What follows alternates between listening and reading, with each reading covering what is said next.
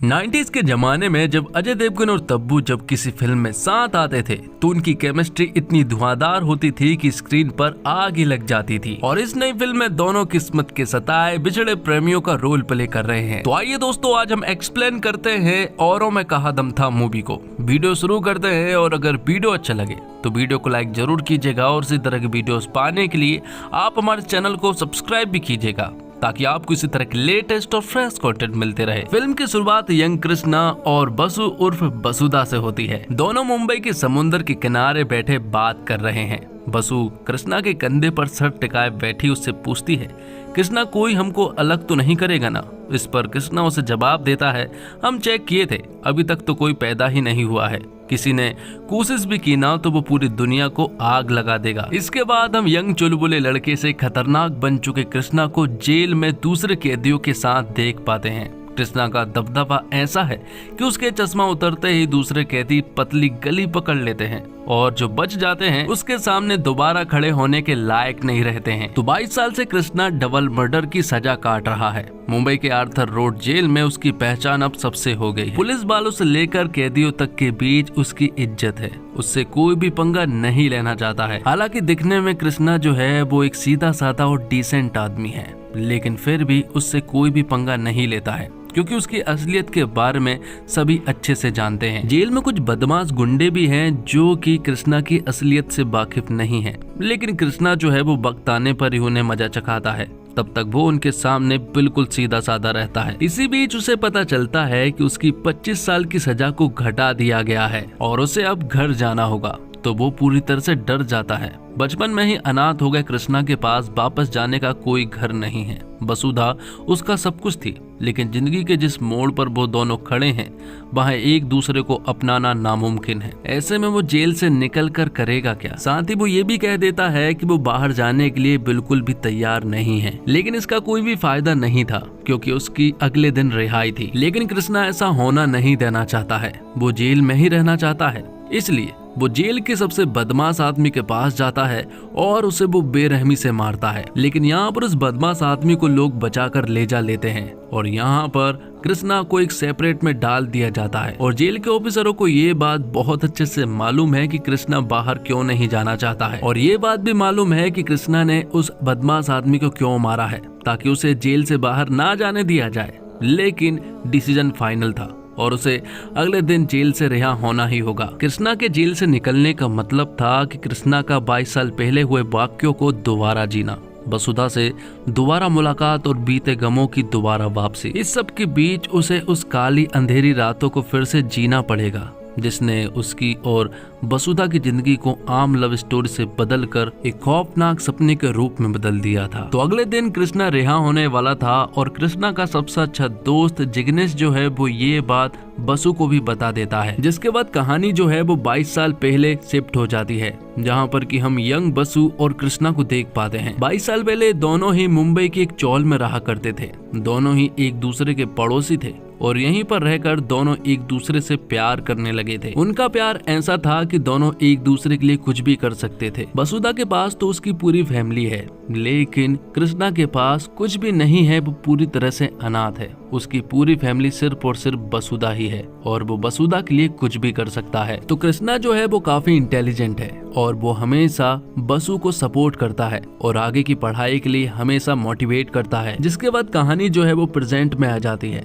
जहाँ पर कि हम कृष्णा को जेल से रिहा होता हुआ देख पाते हैं और कृष्णा को लेने के लिए उसका बचपन का दोस्त जिग्नेश आया था। वो यहाँ से निकलते हैं और सबसे पहले एक सेल्फी लेते हैं। वो सेल्फी जिग्नेश सबसे पहले बसु के पास पहुंचाता है और बसु सेल्फी को देखकर रोने लगती है क्योंकि बसु अभी भी कृष्णा से प्यार करती है। तो यहाँ से निकलने के बाद जिग्नेश और कृष्णा जो है वो साहू जी की शॉप पर पहुँचते हैं। दरअसल में सालों पहले कृष्णा जो है वो साहू जी की शॉप पर अकाउंटेंट का काम किया करता था और इसी बीच हमें इसी शॉप का एक फ्लैशबैक का सीन दिखाया जाता है। कृष्णा साहू जी की शॉप पर अपना काम खत्म करके वापस लौट रहा था, लेकिन तभी अचानक से कृष्णा देखता है कि कुछ 3 बदमाश लोग जो है वो साहू जी के शॉप पर उन्हें लूटने के लिए पहुंच जाते हैं। उन्होंने अपना फेस जो है वो पूरी तरह से कवर किया हुआ था। तो कृष्णा उनसे कहता है कि वो तीनों से तो नहीं लड़ पाएगा, लेकिन उन तीनों में से वो एक को तो आराम से पकड़ ही लेगा और फिर तीनों ही पकड़े जाएंगे। इसलिए तुम्हारे पास मौका है कि तुम अभी यहाँ से भाग सकते हो। ये सुनने के बाद वो तीनों ही यहाँ से भाग गए थे। और बाद में जब कृष्णा अपने चौल में वापस आता है तो वो यहीं पर रहने वाले पकिया नाम के लड़के से मिलता है। वो उसे 2 चांटे लगाता है और कहता है कि आज के बाद साहू जी की दुकान के आसपास दिखना भी नहीं। दरअसल में कृष्णा ने पकिया को पहचान लिया था कि उन 3 आदमी में से एक पकिया था, लेकिन पकिया जो है वो असल में एक बदमाश आदमी है और वो अक्सर ऐसे काम करता रहता है। अब अगले दिन हम देखते हैं कि कृष्णा जिस कंपनी में काम करता है वहाँ उसका बॉस उसे बताता है कि उसका प्रमोशन हो गया है और बेंगलोर में 7 दिनों की ट्रेनिंग के बाद उसे जर्मनी भेजा जाएगा। ये सुनने के बाद तो वो बहुत ज्यादा खुश हो जाता है और तुरंत ही ये बात बताने के लिए बसु के पास पहुंचता है। बसु ये बात सुनकर रोने लगती है। दरअसल में कृष्णा जो है वो जर्मनी 2 साल के लिए जाने वाला था, लेकिन बसु उससे कहती है कि मेरे आंसू को देखकर ये मत समझना कि मैं खुश नहीं हूँ, मैं बहुत खुश हूँ। लेकिन अब कृष्णा का दिल भर आता है क्योंकि 2 साल बसु के बिना बिताना उसके लिए एक बहुत बड़ी चुनौती थी। हालांकि कृष्णा वहां जाना नहीं चाहता था, लेकिन बसु उससे कहती है कि ये तुम्हारे फ्यूचर का सवाल है। वो कहती है कि 2 साल की ही तो बात है, 2 साल के बाद वो दोनों शादी कर लेंगे और फिर हमेशा साथ रहेंगे। जिसके बाद वो अपनी चौल में वापस जाने लगते हैं। वो चौराहे पर रुकते हैं जहाँ पर कि बसु कृष्णा से कहती है कि मैं यहाँ से जाती हूँ और वो 5 मिनट के बाद आए, वरना सभी को शक हो जाएगा। और जब बसु चौल में जा ही रही थी कि तभी अचानक से 3 बदमाश लड़के यहाँ पर बसु को पकड़ लेते हैं और वो बसु के साथ दुष्कर्म करने की कोशिश भी कर रहे थे और उन 3 लड़कों में से एक लड़का पकिया था। तब यहाँ पर कृष्णा पहुँचता है और वो उन तीनों लड़कों को बुरी तरह से मारने लगता है। उसके हाथ एक हथियार भी लग चुका था, जिस वजह से वो उन तीनों में से 2 की जान ले लेता है और पकिया यहाँ से भाग चुका था। यहाँ से वो उन दोनों को सड़क पर घसीटते हुए लेकर आता है और खुद को सरेंडर कर देता है। जिसके बाद कहानी जो है वो प्रेजेंट में आती है। यहाँ पर हम कृष्णा को देख पाते हैं जो कि 22 सालों के बाद चौल में वापस आया था। वो सबसे पहले अपने कमरे में पहुंचता है। 22 साल पहले कृष्णा ने इस कमरे में एक अंगूठी छिपाई थी और वो वही यहाँ पर लेने के लिए आया था। वो अंगूठी यहाँ पर नहीं थी और फिर तभी यहाँ पर एंट्री होती है बसु की। बसु यहाँ पर उससे मिलती है और दोनों एक दूसरे को देखते ही रह जाते हैं। बसु यहाँ पर कृष्णा से कहती है कि मुझे मालूम था कि जेल से निकलने के बाद वो यहाँ पर जरूर आएगा और उसे ये भी मालूम है कि वो यहाँ पर अंगूठी लेने के लिए आया था, लेकिन सालों पहले ही बसु ने उस अंगूठी को कृष्णा के कमरे से निकाल लिया था। जिसके बाद बसु कृष्णा को उस जगह पर ले जाती है जहाँ पर कि वो दोनों अक्सर मिला करते थे और यहाँ पर कृष्णा बसु को बताता है कि वो आज रात ही दुबई जा रहा है और फिर मुंबई वो वापस कभी नहीं लौटने वाला। तभी यहाँ पर बसु के हस्बैंड अभिजीत का कॉल आता है और यहाँ कृष्णा को मालूम चलता है कि बसु ने अभिजीत को उन दोनों के बारे में सब कुछ बता दिया है। ये सुनकर कृष्णा पूरी तरह से हैरान रह जाता है और वो बसु से कहता है कि हम दोनों ने वादा किया था कि हम दोनों के बारे में हम किसी को भी नहीं बताएंगे। तो बसु कहती है कि तुम्ही ने कहा था कि आगे बढ़ जाओ और अब मैं जिस इंसान के साथ आगे बढ़ूं और उसे तुम्हारे बारे में ना बताऊं तो उस इंसान के साथ नाइंसाफी होगी। अब क्योंकि अभिजीत कृष्णा के बारे में सब कुछ जानता है इसलिए अभिजीत कृष्णा को घर बुलाता है। इसलिए बसु जो है वो कृष्णा को अपने घर ले जाने लगती है, जबकि कृष्णा का बिल्कुल भी मन नहीं था कि वो बसु के घर जाए और अभिजीत से मिले। अब जब कृष्णा बसु के घर पहुंचता है तो उसे मालूम चलता है कि बसु का बिजनेस जो है वो काफी अच्छा चल रहा है और अभिजीत भी काफी अमीर आदमी है। और अभिजीत के घर पर पहुंचते ही उसे वो वकील मिलता है जिसने कृष्णा को छुड़ाने में मदद कराई थी और उसे देखकर यहाँ पर कृष्णा को मालूम चलता है कि दरअसल में 2.5 साल की जो सजा कम कराई गई है वो दरअसल में अभिजीत की वजह से कम कराई है, लेकिन ये बात बसु को नहीं मालूम है। और फिर थोड़ी देर के बाद बसु यहाँ पर आ जाती है, जिसके बाद वो तीनों ही बात करने लगते हैं और बसु अभिजीत को बताती है कि दरअसल में कृष्णा जो है वो आज रात ही दुबई जा रहा है। जिसके बाद बसु को एक अर्जेंट काम आ जाता है ऑफिस के लिए, इसलिए वो तुरंत ही ऑफिस के लिए निकल जाती है। उसके जाते ही अभिजीत यहाँ पर कृष्णा से बात करने लगता है और वो तुरंत ही उस रात के बारे में पूछता है। हालांकि अभिजीत को उस रात के बारे में बहुत अच्छे से मालूम है, लेकिन एक बार फिर से वो कृष्णा के मुंह से सुनना चाहता है। लेकिन यहाँ पर बसु ने जिस तरह से अभिजीत को बताया था उसी तरह से यहाँ पर कृष्णा भी अभिजीत को उसी तरह से सब कुछ बताता है कि उन 3 लोगों में से उसने 2 को मार दिया था और एक लड़का पकिया जो है वो भाग गया था। जिसके बाद उन दोनों लड़कों को उसने घसीटता हुआ सड़क पर लेकर आया था और खुद को सरेंडर कर दिया था। लेकिन यहाँ से अभिजीत को आगे की स्टोरी नहीं मालूम थी। उसे जानना था कि आखिर आगे हुआ क्या, आगे पकिया का क्या हुआ। जिस पर कि यहाँ पर कृष्णा बताता है कि उसके जेल जाने के बाद उसे सिर्फ और सिर्फ एक ही चिंता सता रही थी कि जेल में आ जाने के बाद अब पकिया जो है वो बसु के साथ कुछ कर ना दे। इसलिए कृष्णा ने बसु को अपनी पूरी फैमिली को लेकर मुंबई छोड़ने को कहा था। तब बसु ने ऐसा ही किया था और उसकी पूरी फैमिली मुंबई छोड़कर चली गई थी। और फिर कुछ दिनों के बाद कृष्णा को मालूम चलता है कि थाईलैंड में महेश नाम का एक बहुत बड़ा गैंगस्टर जो है वो अरेस्ट हो चुका है और उसे थाईलैंड से अब इंडिया लाया जा रहा है। लेकिन इंडिया में भी उसके बहुत सारे दुश्मन हैं। तो महेश जो है वो उसी जेल में आ जाता है जिस जेल में कृष्णा है। तब कुछ क्रिमिनल्स को जेल में लाया जाता है जो कि महेश को मारना चाहते थे और महेश जो है वो यहाँ पर कृष्णा की शरण में आ जाता है और कृष्णा भी महेश को बचाने वाला है क्योंकि उन क्रिमिनल्स में से एक क्रिमिनल पकिया है। तो पकिया के साथ 4-5 लोग और भी हैं जो कि यहाँ पर महेश को मारने वाले हैं। एक दिन वो मौका देकर महेश को मारने के लिए आते हैं, लेकिन उसका सामना जो है वो कृष्णा से हो जाता है और कृष्णा यहाँ पर पकिया को बुरी तरह से मारता है और उसकी जान ले लेता है। तो पकिया को किस तरह से मारा कृष्णा जब ये सारी स्टोरी अभिजीत को बता रहा होता है कि तभी पीछे से ये सारी बातें बसु भी सुन लेती है। और फिर बाद में महेश ने ही यहाँ पर कृष्णा की मदद की थी दुबई जाने के लिए और वो उसका सारा खर्चा भी उठा रहा था। कृष्णा ने पकिया को जेल में मार दिया था, ये बात बसु को नहीं मालूम थी, जिस वजह से वो उससे कुछ बात करना चाहती थी। इसलिए यहाँ पर बसु जो है वो कृष्णा को नीचे तक छोड़ने के लिए आती है और वो कृष्णा से कहती है कि इन 22 सालों में कोई दिन ही ऐसा होगा जब उसने इस पल के बारे में सोचा ना हो।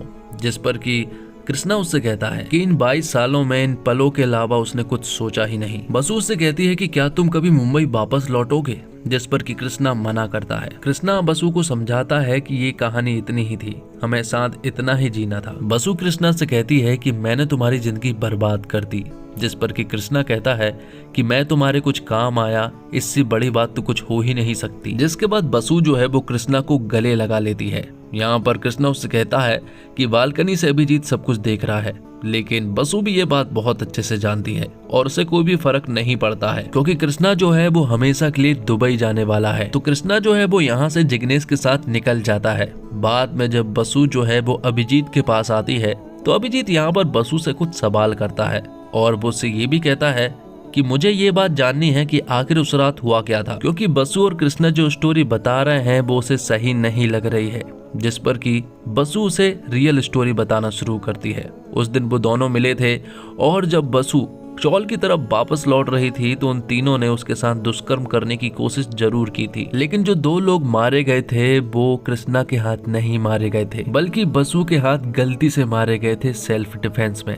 और थोड़ी देर के बाद जब कृष्णा यहाँ पर आया तब तक पकिया यहाँ से भाग चुका था और वो दोनों लड़के मारे गए थे। ये देखकर यहाँ पर बसु पूरी तरह से घबरा जाती है और यहाँ पर कृष्णा उससे कहता है कि घबराने की कोई भी बात नहीं है क्योंकि वो ये सारा इल्जाम अपने ऊपर लेने वाला है। कृष्णा यहाँ पर बसु को बहुत अच्छे से समझा देता है और उसे अपने घर भेज देता है। बाद में कृष्णा ने खुद को सरेंडर कर दिया था और अगले दिन बसु जब उससे मिलने के लिए आई थी तो उसने उससे कह दिया था कि वो अपनी फैमिली के साथ दूर चले जाए और आज के बाद वो उससे मिलने के लिए कभी ना आए। साथ ही उसने उसे आगे बढ़ने के लिए भी कह दिया था, मतलब कि शादी करने के लिए। तो इस तरह से कृष्णा ने अपनी पूरी जिंदगी जो है वो अपने प्यार के लिए दांव पर लगा दी थी। तो दोस्तों, फिल्म औरों में कहा दम था के डायरेक्टर और राइटर नीरज पांडे को अपनी शानदार थ्रिलर फिल्मों के लिए जाना जाता है। पहली बार रोमांटिक जॉनर में उतरे नीरज ने रोमांस में भी थ्रिलर का एंगल डालने की भरपूर कोशिश की, लेकिन अफसोस कि इस चक्कर में वह रोमांस और थ्रिलर में उलझ कर रह गए।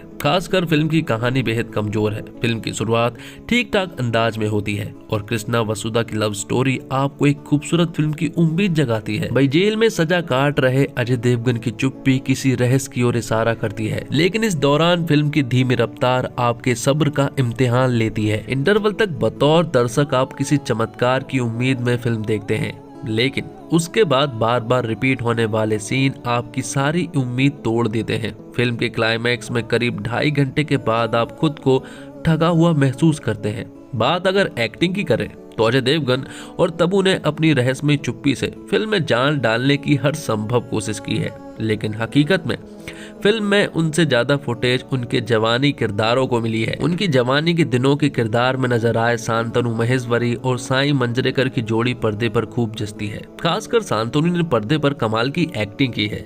लवर बॉय से लेकर एंग्री यंग मैन तक के सेट्स में वह जमे हैं। नीरज पांडे अपनी लिखी कहानी और स्क्रिप्ट के प्यार में पड़ गए, जिससे उनका काम प्रभावित हुआ है। कहानी आउटडेटेड लगती है और यही बात उनकी निर्देशक पर भी लागू होती है। उनका कहानी कहने का तरीका बहुत पुराना सा लगता है।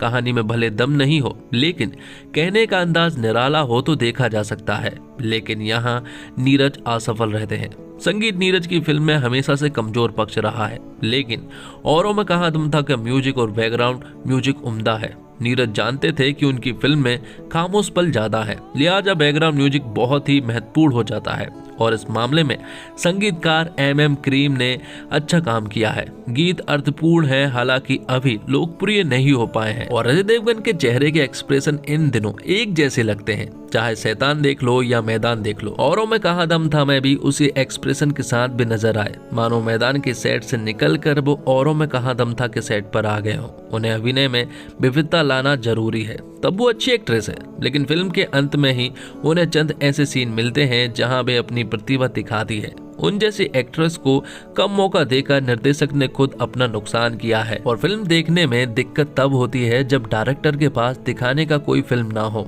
जो औरों में कहाँ दम था के साथ है। फिल्म की कहानी इतनी सी है कि आप किसी को भी 5 मिनट में सुना सकते हैं। इसके अंत में एक ट्विस्ट है जो आप फिल्म के शुरू होने पर आता हुआ देख लेते हैं। फिल्म में आगे क्या दिखाया जाएगा ये आपको पता है, जिसका मतलब है कि आपके पास कुछ नया देखने के मौके कम है। उसके ऊपर नीरज पांडे अपनी 4 लाइनों में फिल्म को कहानी को 2 घंटे 20 मिनट का बनाने की पुरजोर कोशिश में लगे हैं। ऐसे में वो एक ही सीन को 5 बार अलग अलग एंगल से रिपीट करते हैं। इसके अलावा उन्होंने फिल्म के ट्विस्ट को भी 3 बार दिखाया है, जिसकी कोई जरूरत नहीं थी। मूवी का स्क्रीन प्ले एकदम घिसा पिटा है।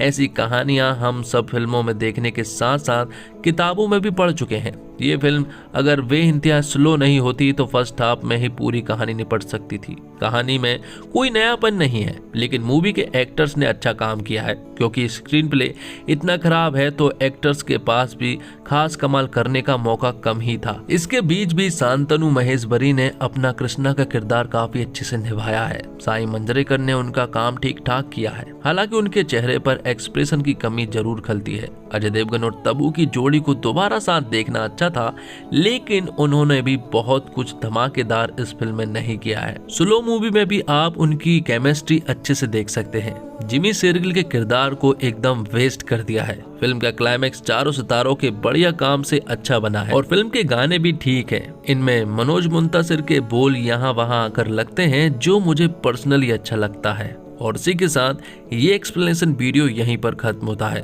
तो दोस्तों, उम्मीद करता हूँ आपको वीडियो पसंद आई होगी। वीडियो अगर अच्छा लगा हो तो वीडियो को लाइक जरूर कीजिएगा और इसी तरह के वीडियोस पाने के लिए आप हमारे चैनल को सब्सक्राइब भी कीजिएगा, ताकि आपको इसी तरह के लेटेस्ट और फ्रेश कंटेंट मिलते रहे। मिलते हैं एक और कमाल की वीडियो के साथ, तब तक के लिए आप हमारे चैनल के साथ बने रहिए। धन्यवाद। जय हिंद, जय भारत, जय श्री राम।